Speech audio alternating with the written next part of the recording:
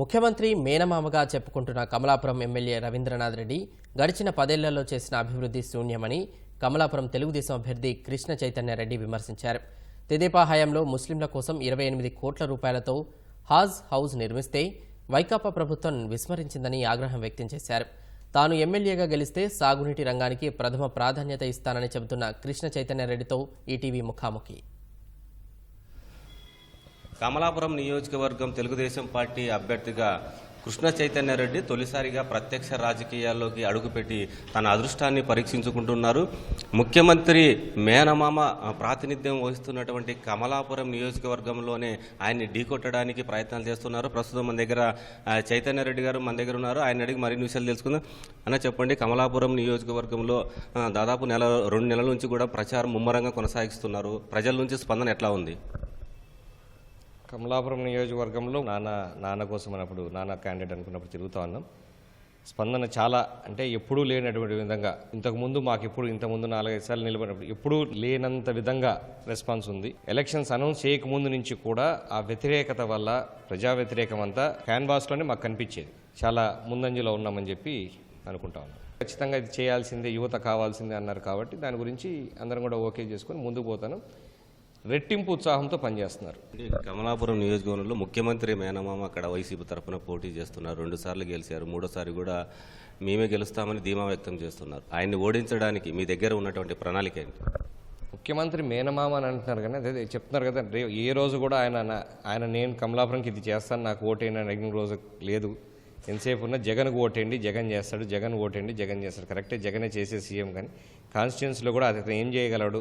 ఆ ప్రయత్నాలు ఆయన ఏమీ చేయలేదు కాబట్టి, ఆయన పూర్తిగా ఫెయిల్ అయ్యాడు కాబట్టి తప్పకుండా ఆ వ్యతిరేకత, ఆయన ఉన్న వ్యతిరేకత నాకు కలిసి వస్తుంది. ప్రణాళికలు ఏంటంటే జనాలకు చేరువవుతున్నాం. ఆయన వైఫల్యాలను ఎండగడతా ఉన్నాం.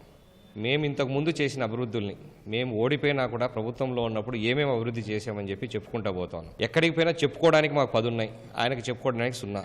కమలాపురం నియోజకవర్గంలో ముస్లింల కోసం తెలుగుదేశం పార్టీ హయాంలో 28 కోట్ల రూపాయలతో హజ్ హౌస్ కూడా నిర్మించారు. కానీ వైకాపా ప్రభుత్వం వచ్చిన తర్వాత దాన్ని పూర్తిగా పక్కన పెట్టేశారు. ఈ ప్రభుత్వం వచ్చిన తర్వాత ఏం పట్టించుకోలేదు. ఇవన్నీ చూస్తుంటే ప్రజలు ఏమనుకుంటున్నారు మీ దృష్టిలో? అంటే హజ్ హౌస్ ఒక కక్షపూరిత వాతావరణంలో ఆపిందే.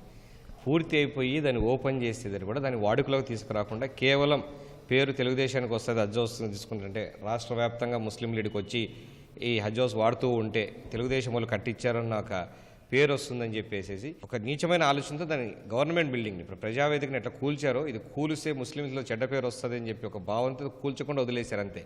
దాన్ని వాడుకలు 0 చేసి పక్కన పడేసి మూలన పడేసి మరీ దారుణంగా తయారు చేశారు. ప్రతి ముస్లిం అది గమనిస్తూ ఉన్నారు. కమలాపురంలో ఫ్లైఓవర్ బ్రిడ్జ్ పూర్తి చేయకపోతే నేను ఓటు అడగను అని చెప్పి అందరి ముందు మీటింగ్లో చెప్పాడు. మరి ఎందుకు సిగ్గు లేకుండా ఓటు అడుగుతున్నాడు? ఈరోజు చాలా వ్యతిరేకత దాని మీద కూడా ఉంది. ఆయనకు తెచ్చిన దాన్ని మీరు ముందుకు పూర్తి చేయలేదని అడిగే పరిస్థితి ఉంది. ఉత్తా నరసింహారెడ్డి కుటుంబం వరుసగా 3 సార్లు కమలాపురంలో ఓడిపోయింది. 4ోసారి ఆయన కొడుకునైనా గెలిపించాలని కూడా ప్రజలందరూ కూడా విశ్వసిస్తున్నట్లున్నారు.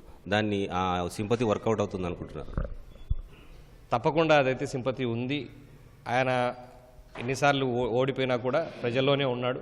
ఏ రోజు బయటికి పోలేదు. 365 డేస్ అవైలబుల్లో ఉన్నాడు కాబట్టి ఓడిపోయినా గెలిచినా సంబంధం లేకున్నా ఆయన ప్రజలకు సేవ చేస్తూ వస్తున్నాడు కాబట్టి ఆ సింపతి అయితే వచ్చింది. పోయినసారి కూడా ఉండవలసింది, కానీ ఆ జగన్ గారిని ఒక్కసారి మేము చూడాలా, రాజశేఖర రెడ్డి బిడ్డను మేము ఒకసారి గెలిపించుకోవాలన్న ఒక మేనియాతో అది పోవడం జరిగింది.